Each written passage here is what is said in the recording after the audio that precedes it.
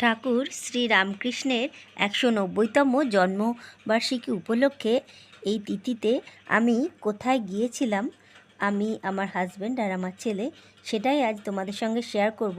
বন্ধুরা, যদি ভিডিওটা ভালো লেগে থাকে অবশ্যই তোমরা ঠাকুরের নাম করে একটা লাইক করে দিও। তাহলে চলো দেখাই।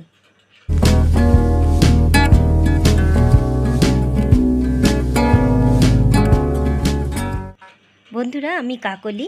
আমি চিত্তরঞ্জন শহরেরই একটা জায়গা আছে যেখানে ঠাকুর শ্রী রামকৃষ্ণের মন্দির আছে। সেটা হলো স্বামী বিবেকানন্দ পাঠচক্র।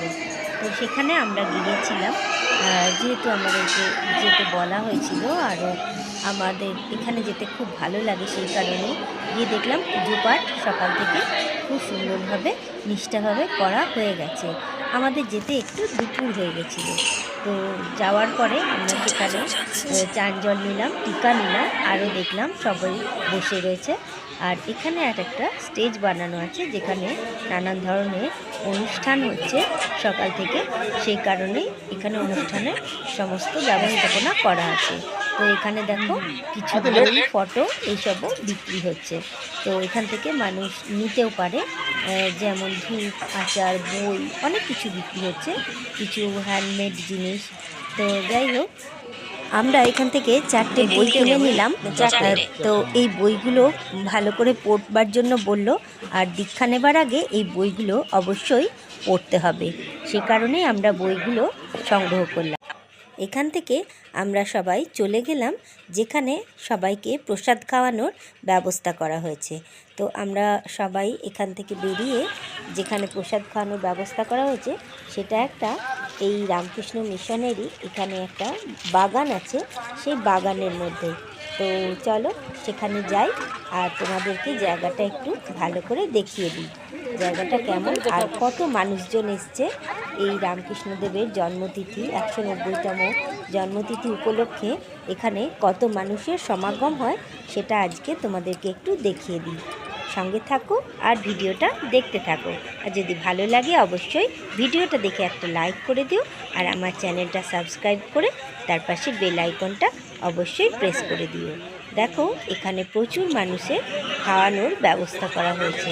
তো এই সংস্থার সঙ্গে যারা আছে তারা সবাই দেখো কাজ করছে। আমের মুকুল হাতের কাছে চেয়ারে বসে আছি, হ্যাঁ একদম পুরোপুরি ন্যাচারাল। এইখানেই বসে খাওয়া দাওয়া হবে, খিচুড়ি খাওয়া। আমরা কিছুক্ষণ বসে থাকার পর, অপেক্ষা করার পর, তারপর আমাদেরকে দিয়ে গেল খিচুড়ি, তরকারি আর চাটনি। আর প্রত্যেকটা খাবারই কিন্তু মানে অসম্ভব সুস্বাদু হয়েছিল।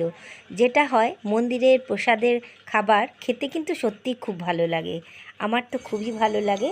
পরের দিন বিকেলবেলায় দেখো আমি আর আমার হাজব্যান্ড আরেকবার গিয়েছিলাম, যেহেতু দুদিন ধরে এখানে অনুষ্ঠান, সেই কারণেই দুদিন ধরে যাবার নেমন্তন্ন ছিল।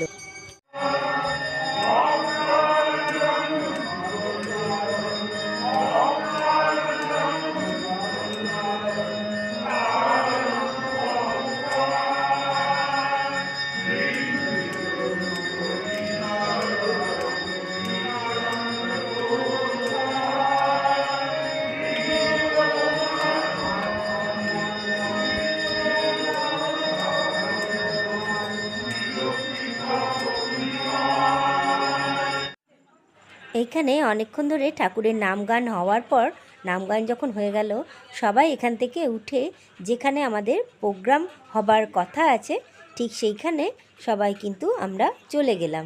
তো দেখো আমি বিকেলবেলায় এসেছিলাম, সন্ধে হয়ে গেছে, আর এবার কিন্তু প্রোগ্রাম হবে এখানে যেটা স্টেজ বানানো আছে সেইখানে, আর বাইরে থেকে নানান অতিথিরাও আসবে। তো যাই হোক, উনি এসেছেন, আমাদের অত্যন্ত ভালোবাসেন বলেই এসেছেন ঠাকুরের কথা বলবার জন্যে।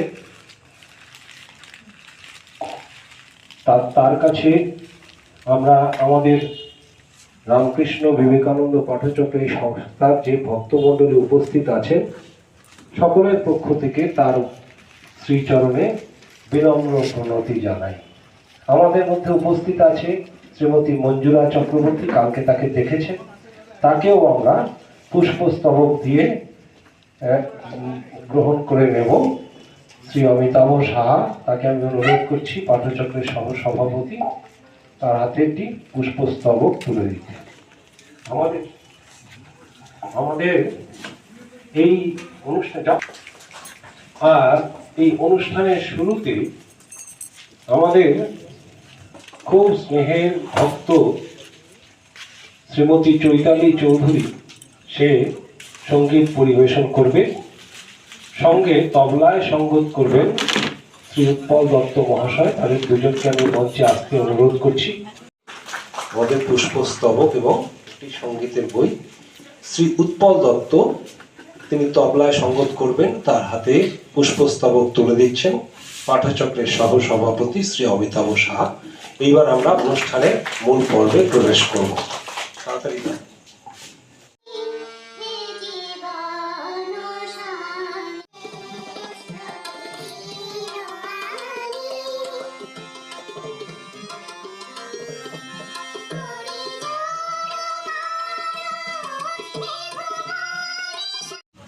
রামকৃষ্ণ পাঠচক্রে প্রোগ্রাম হয়ে যাওয়ার পর আমরা ওখান থেকে চলে এলাম বাজারে একটু মন্দিরে প্রণাম করে নিলাম, নিয়ে তারপরে যা টুকটাক কেনাকাটি ছিল একটু কেনাকাটি করে আমরা বাড়ি ফিরে এলাম। তো এতক্ষণ ধরে আমার সঙ্গে থাকার জন্য, ভিডিওটা দেখার জন্য তোমাদেরকে অসংখ্য ধন্যবাদ। আর যদি ভিডিওটা ভালো লেগে থাকে তাহলে অবশ্যই বন্ধু বান্ধব আত্মীয় স্বজন সকলের সঙ্গে শেয়ার করে দিও। আর আমার পাশে থাকার জন্য আমার চ্যানেলটাকে সাবস্ক্রাইব করে তার পাশে বেল আইকনটা কিন্তু আর অল নোটিফিকেশানটা অবশ্যই অন করে দিও, তাহলে নতুন নতুন ভিডিও তোমরা আবার পেয়ে যাবে।